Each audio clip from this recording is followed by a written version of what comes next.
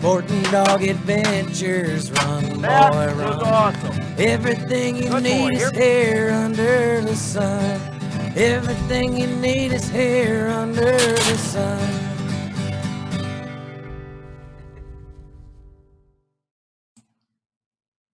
It's Jeff Fuller from the Sporting Dog Adventures podcast, and I need a little help. Please stop what you're doing and give us a 5-star rating. Follow us on the platform you're on. Give us a thumbs up. And above all, share our podcast with your friends and family.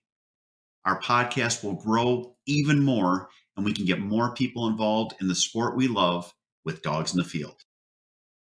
The Sporting Dog Adventures podcast is proudly brought to you by Soggy Acres Retrievers. Whether you're looking for a black, yellow, or chocolate Labrador Retriever puppy, please check out our website for more information at www.soggyacres.com. You can also email Jeff at sportingdogtv@gmail.com or call 262-215-9683. And remember, everyone deserves a Soggy dog.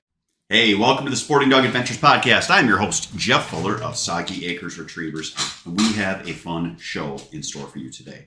I know we missed last week, so we are going to cover our training in the Gundog Training program during training tips. One thing, we've been really busy. We had a bunch of litters. I've got a bunch of little pups, so it takes a lot of time. Haven't figured out how to get myself structured up here so I can do 2 podcasts a week for Hunting Guy podcast and an episode for Sporting Dog Adventures podcast. I had one set up and someone canceled as a guest. So then it turned into, I'll try to get it rescheduled. Didn't get it rescheduled, got late in the week and decided we would just push it to this week. Now on this week, I want to talk about something that I deal with every year around this time. And it's common. It is the how old should a dog be before they go out hunting? And how it normally comes up is you usually will get calls at this point in spring to summer, and people will say, well, I don't want a dog now because I want one that's at least 6 months old so I can take him out hunting in the fall. And that is a commonality. That is a common thought that people have, that we take them out to train them so they learn. I know for people that follow this show, you realize what I'm going to say, and that is you don't take dogs out hunting until they are trained. Training has less to do with being in the field and far more to do with obedience, control, and introduction to things. The reason that I wanted to talk about this with everyone is that I've gotten 2 calls this year from people that had dogs that they took out to get experience, and it was at the request of someone that had supposedly more experience in dogs. They told them, you'll take your dog out, well, my dog out there, your dog will see what to do. And both of them have gun-shy dogs. It breaks my heart when this happens because it is a misnomer that we train dogs to hunt. Dogs are bred to hunt. If you have a dog that does not have drive and that does not have desire, they are not going to hunt, folks. You have to get a dog with ability. We have this thought process that as long as the dog is a high percentage mixed breed of a certain hunting breed or just a hunting breed itself, that from there it's just taking them out and hunting with them. That may work a couple of times for people, may work on a small percentage, but the people that are doing that are the same ones that name their dogs and use the same name for their dogs when they're out in the marsh. Damn it. Damn it, come here. Damn it, come here. Can't, damn it. They are yelling at their dogs, swearing at their dogs because the dogs aren't listening, and they blame the dogs. The dog didn't learn well. No, you took no time to train. You didn't plan. You have people that will have dogs that have no drive, and they'll blame the dog because they cheaped out on the price. You have people that don't know how to train and refuse to spend the money on training, so they will not put that financial or time commitment in, and then they want to blame the dog. It's not the dog's fault. Look at yourself in the mirror. This is something where we need to make sure that we are taking our dogs out, we're properly working with them on our groundwork, which if you're following the Gundog Training program, it is until 6 weeks that I take dogs in the field. So for 6 weeks, I'm working on mouth control, obedience, introduction to things, and getting them so they know how they're supposed to behave once we get them out there. You can get Dogs that have tragic consequences. Dog runs in front of a gun because the dog does not stay. That is something that I've never seen in the field, but I've heard of. Very common. I had a guide that I hunted with once, and his dog bolted out about a month after I filmed with him, leaped up in the air off a snowbank, and was shot. I wouldn't want to be in the field if something like that happened. That would be so incredibly scary. You can try to blame the hunters, but when you have a dog in a dog blind and you're in ground blinds and the dog breaks out in front of everyone, if there are low flying birds, you're focused on the bird. We need to have them stay. All dogs break. My dogs have broke. I work with them every year to make sure that they are in line. You want to work on this stuff so that you have them so that they are trained. Again, Scarlett right now, I mean, she's getting ready to train. She's got her duck. Oh my gosh. I literally will have, on a side note, when I'm doing these podcasts, also when I used to do Facebook Live, Memphis was always the one where she would come and sit on my lap. She was a co-host. And they hear me start talking, and I think they realize that, wow, he is unable to get away from us. So we are able to play with him. So that's what we are doing right now. If you see me tugging a little bit, see my body get jerked around, I'm playing tug with the dog. I can do two things at once. But anyway, your dog being shot, a dog running in the wrong direction, people won't have them collar trained properly. They'll hit the collar, the dog will bolt and continue to run, and they lose their dog. Dogs that are hunting near a roadway, run out on a road, get struck by a car. These are the tragedies that can happen. Dogs getting injured. But you also have one of the most common ones is gun-shy dogs. Now, I would venture a guess that probably 75% of dogs, if not higher, can be shot over. Just right away. They won't get nervous about it, but at least 25%, could be higher in that end too, will be noise sensitive if you don't introduce them properly. The question always is, my dog is gun shy, I need it trained. At that point, you're looking at probably about a 25% chance, if or less, that dog can be recovered and actually be a hunting dog. They have had a bad experience. If it does happen, only let it happen once. The other common thing by people that will take their dogs out to get them trained with experience by being in the field, they'll continue taking the dog out again and again and again. If you have taken a dog out and you've gotten them to the point where they are so incredibly scared after 10 times in the field, you're pretty much looking at just having a great pet. Not that there's anything wrong with having a Labrador Retriever as a pet or a hunting breed as a pet, but we like to look at things and we like to have things set up, which is what our dream is. You want to have that dream of being out there with your best friend, your dog, and hunting, having them perform, having them just knock it out of the park. Take the time to work with the dog. So what age do we take dogs training? And that is always a great question. The age for dogs training is not how old the dog is. It's their age plus 3 months so that they're trained. I start training dogs at 6 months, anytime after 6 months. So to give you an idea, dogs that are born, we just had a litter born yesterday. It's April. Those dogs would not be in training until late October. Well, in Wisconsin, that would mean that we're looking at next year. So you get those dogs into training when you get to spring. I know that seems like, oh my gosh, I've got this dog. I want to take them out. I want to hunt with them. I want to do all this stuff with them. You're going to wreck your dog. You've got to make sure that they're mature enough to train, that they go through training. And then at that point, you're going to have so many happy years with them. Take the time, get them trained. The age is not a number by the dog's age, yet when they start their training, plus 3 months. So if you're looking at a dog that's 6 months old, you can take them, you can train them. They're ready to go out and hunt. It's at 9 months old. Now, I will tell you, dogs that are young, I work with a lot of them, and you will have some that just, they look phenomenal on one day. And then on another day, I'll have clients that will be inquisitive when they call, almost like I didn't train their dog. Now they know I worked with their dog because I have them out and they work with me. But they have days when they look fantastic, and then they will have days when you just shake your head. My suggestion to people is always, don't brag about your dog until they're gone. No matter what age, you can talk about how great your dog is, brag them up to your buddies, and then things will happen, and people are just going to look at you, look at the dog, and kind of shake their head. It is something that when everything is right, it is so much fun. When something goes wrong, you know what? Honestly, at that point, it just gives you something more to work with. When you have issues in the field, work with them when you're not in the hunt. We don't train in the field. That's when we're handling the dog. If you have issues that are coming up and you get to the point where you're like, you know what, this just isn't working, you got to leave the dog at home until you get that fixed.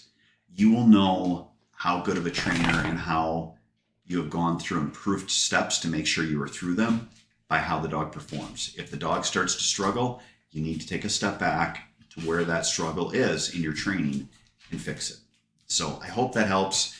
We have 2 great segments coming up after this one. We're going to do our Gundog Training. We're going to call it Finishing School because we didn't do last week, but we're basically into week 9 and 10. And we're going to talk about how we finish our dogs as we're working with them now with experience. Now is fun. My son Clayton, he decided he wanted to train dogs this year. He even told me the other day, he goes, Dad, it is so much fun working with them now because now the elbow grease is, for the most part, is done. We're now taking them out, we're teaching, we're getting them experience, and we're letting them learn.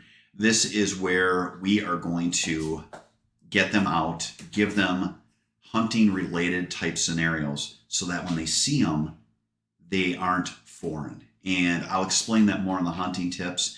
And then in the training tips, in the hunting tips, I really want to talk about the importance of figuring out where your blinds are before season, what we're going to do, and how we're going to make things easier to get into our spots so that we can have more successful hunts. We are going to actually put in some different things that we have so that we can, I guess, sneak into our blinds and not take our Argo in. If you take a boat, maybe not take a boat all the way in so you can sneak in that last 50 to 100 yards where you might bump birds out, but at least it's not a big machine that's going to sit there and putter and sputter while you're waiting to set your stuff up. So we're going to have all that and more coming up after this.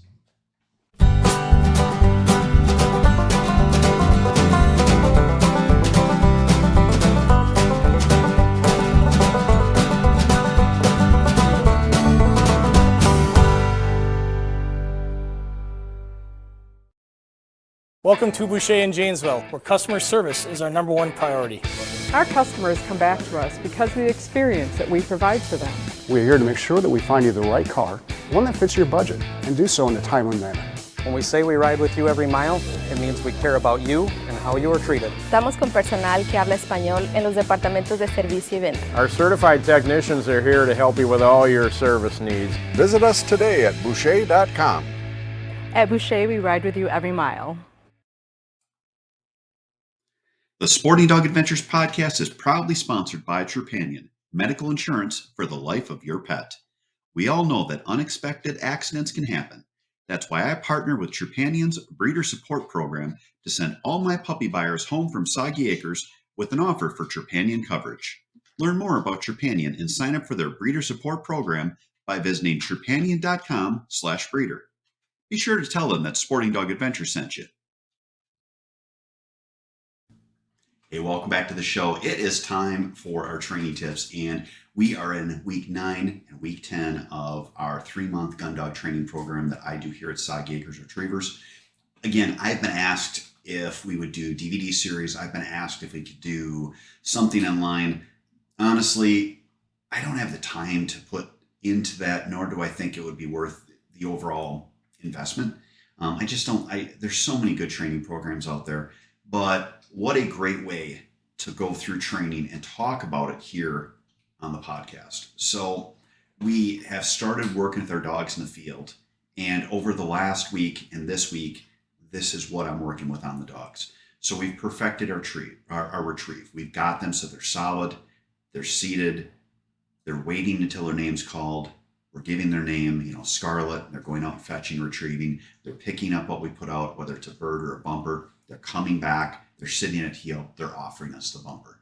Now is the fun where we're starting to add in the different concepts. Land, water, land, going from land into water, up onto land. I have channels on my property. It works out so well because I can teach this complex task in, I would say it's probably 10 yards, literally from where they go from one bank through a canal, up onto another bank, pick it up, and come back. Now, what we're struggling with this year is it has been cold, and the dogs, a couple of them, really don't like the cold water. So you're trying to get them to take a straight line in. You don't want them to bank run and come around back. So when they're coming back with the bumper in their mouth, you're calling them here, here, here. You're giving them a good hard here to get them so that they understand they have to come back. If they're bank running to this side, I'll actually walk a little bit to this side to kind of pull them over that way so they don't think about running 20 yards down, 10 yards over, and 20 yards up. It is putting them in a position where they're taking a straight line there, straight line back, so that it is the fastest point and fastest retrieve, which is what you want for if you're going to run competitively, but also for hunting.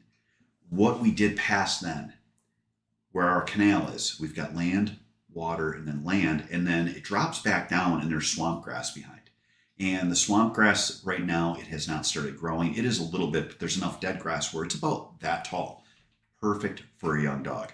So it's starting to throw that bumper where it's past the 10 yards of land into water, into land, and then 30 yards into the grass. Why do we make dogs sit and wait? We're making them sit and wait until we release them. One, for safety, but two, so they can mark properly. If you let them break, which is where you throw it and they take off, they aren't going to see it drop because they're going to go down into the water and then it's going to drop and they're going to come up and they're not going to know where it went. It is hard enough to get a young dog to mark properly. Now, if you're putting them when they don't even mark it at all and having them go out there, they're going to go hopefully on a big hunt where they work until they find it. Many times they will get frustrated, quit, and come back. So you have to make sure that one, they're seated, they're waiting, and they're seeing it fall. And I do this with some different strategies. One, I talk to them when I throw it. I'm like, sit, good, sit, sit. When I'm about to throw it, it'll be a loud sit. It'll be sit. If a dog has broke before, I'll say sit and I'll nick them with the e-collar. Now, the other thing that's key, do not auto-release a dog. You will see people that are always releasing on basically the same format. They basically throw something, count to 3 and release the dog. Now, they're not counting to 3, but it takes them that long until their hand goes down to give the dog a line, and then they release them. Make the dog sit there for longer. Make them sit there for 10 seconds, 15 seconds. Vary your release, and that will really help you with them breaking because they're not going to know when they're going to be sent. If you're reinforcing stuff when they break with an e-collar, they're not going to break if you're not sending them at the same count every time. The other thing is have your collar on continuous at this point. If the dog breaks, we hold the button down and say here, here, here until that dog turns to come back to us. And then at that point, let the button off. Now, what you'll see with dogs is they will actually then decide, oh, hell with it, I'm going to get it. And they'll turn back to go back. And again, same thing. Hold the button here, here, here. Make them come back to you. Make them sit. Then release them. You will have times when the dog is under duress and the dog will not want to go then. Just go out and pick it up. Throw it again. If the dog may miss their mark because they get so spastic with being corrected and wanting to go and excited that you might have to go pick it up, bring it back, throw it again.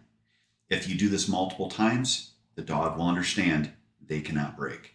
The other thing that you want to do is start to incorporate for gun dogs, yeah, honestly for any dog, because even if people are running competitively, work in a dog blind.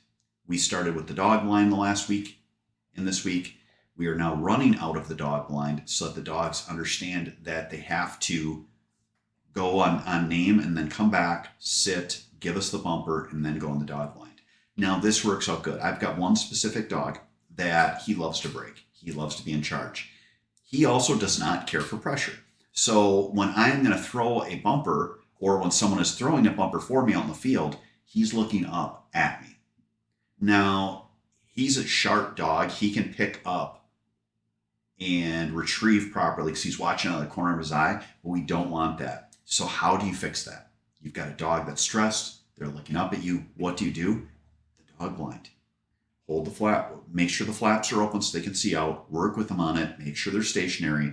But then when you are going to throw a bumper and you tell the dog, mark, good dog, mark, and they know that the bumper is coming, that they get to retrieve, step back so they can't see you. They'll stop looking. They're now looking out because they're waiting to watch the bumper. They can't see you to look up. Now, if you stand next to out in front of the dog blind, you'll look. They likely are going to look up at you. Take a step back, let them focus, and work with them more out of a dog blind. As dogs get success, as dogs do well, you will see less of this issue. Now, my co-host is here, Memphis. Now, Memphis likes to run out of dog blinds. She actually is very cute. She is very small in them, and she runs well out of them. Memphis thinks dog blinds are all made for dogs like her because they are quite small. I will tell you that you want to make sure dogs are in a dog blind before hunting. You want to make sure a dog fits. There's some dog blinds are bigger than others. The one thing I like is I like the dog blind that is only open to one end. I don't like it when they can run through like a tunnel. It just seems like it sets you up for more issues in the field, more issues in training. I like to have that one that has that solid back on it. The other thing, if you can find it, there are very few options, but there used to be one at Cabela's that was a dog crate blind that zips shut in the front. I like that because quite honestly, all dogs can break at some point and it's a safety issue. So I will zip my dogs in, and then when it's time, I'll unzip it and let them out. Now, this isn't applicable on all hunts. We have certain blinds that you're sitting up quite high, and we've got our elevated blind that the dog is in separately. But overall, it is something that you can put the dogs in a position where they're safe. They can see because this one has mesh, and they're going to be sitting there until released. Even if you train on this, and you will hear people that'll say, oh, my dog never breaks. I can give you an example. My dog Ace, he's qualified all age. He had his master title. I got him back. Took him out hunting. It was a teal hunt. He's sitting there. I'm talking to him like I should. I'm handling him. But we had 5 birds out in the water. One of them was still moving, still flapping a wing.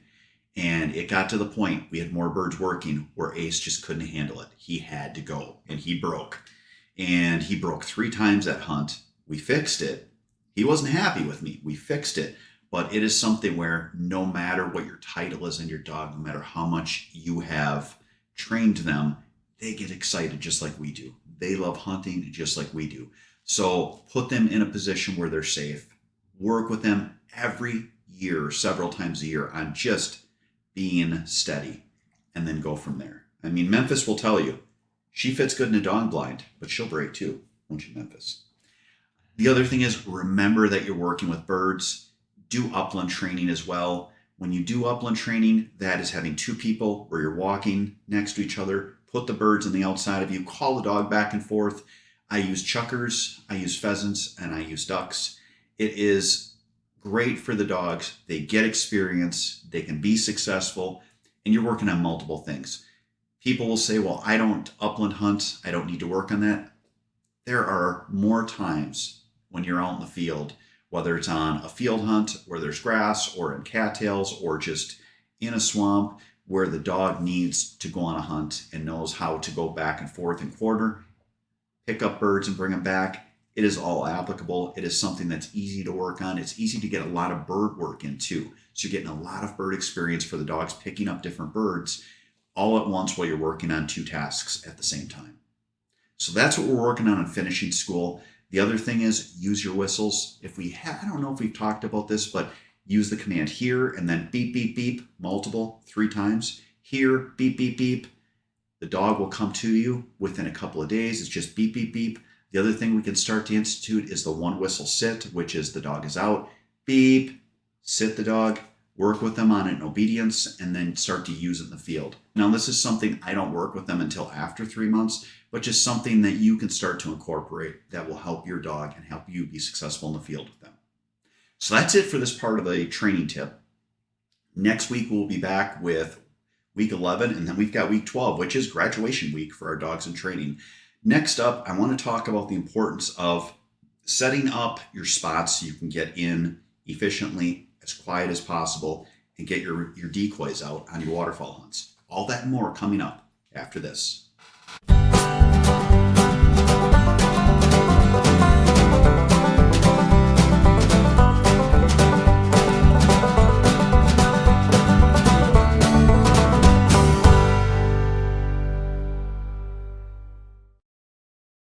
Dog kennels can be beautiful. That's the basis on which we built DCT Kennels.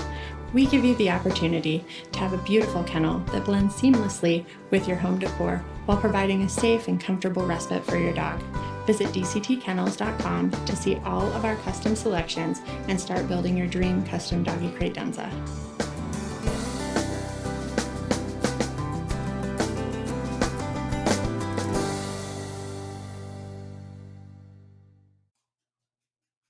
If you love the shooting sports like I do, you need to check out our friends at Mech Outdoors. They have fantastic products, whether you're looking at shot shell or metallic reloading, or you want to get yourself a clay thrower so you can practice up for the season. For more information, check out their website at mechoutdoors.com. Hey, welcome back to the show. Memphis is still here co-hosting with me, and I wanted to talk about what we're going to do up at our property. So we've got one of our properties where both properties are quite marshy. We've got one property where to get to some of our duck blinds, we have to go through an area. The Argo is there. You're roaring away. I get it. We have boats. We have Argos. But we're going to actually put a crossing in so that we can walk across. We're still going to bump birds out of that area, but we're going to be able to walk across so that we don't have those big lights going, so we don't have the motor going. And it's my estimation that will help us where the birds will come back in. And the other thing that we're going to do this year is mark some of the trails we used last year when it was very dry. We found some good trails to get into spots that weren't marshy so we could get in quickly. We'll put those trails in once we're later in the season so that they're walking trails, but we're going to mark where they're at on our maps this year so that, mapping software on our phones, that is, so that we understand, okay, this is the spot to get in, so that we don't have to, again, make a lot of noise. It doesn't take us a long time. We can get in, drive in, kill the motor, kill the lights, throw the decoys out, and sit down and let everything get back to normal. There are so many ways that we can be efficient and that we can help ourselves as hunters. So that's what we're going to do this year, is figure out that approach so that we can get in quietly, so that we can get to our blinds that are going to be set up before season, and so that we can really have success once we get to hunting time out in the field. So I hope that helps on this week's hunting tip. Thank you so much for watching today's episode of Sporting Dog Adventures Podcast. If you haven't, check out the Hunting Guy Podcast. That's our other podcast that's basically, it's more broad. We cover some waterfowl hunting. We cover deer hunting. We cover elk hunting. We cover turkey hunting. It's more of a general hunting podcast, which is what I loved. I wanted to have something where I could talk about everything. And if you can, give us a thumbs up, 5-star rating, share us with your friends. We are the fastest growing dog-related podcast out there in the entire United States, which maybe we're not, but I feel we are because I see the growth. I want to bring my love for dogs, my love for waterfowl hunting, upland hunting with dogs in the outdoors to more people. Also, when you look at season coming up, find more people that have not waterfowl and upland hunted and take them out and get them some experience in the field. Grow our sport. We far too often are worried about leases and Instagram photos of our catch. We got to grow our sport. We got to get more people involved. I hope that helps. Hope you guys have a great week. Thank you so much for tuning in, and God bless. Sporting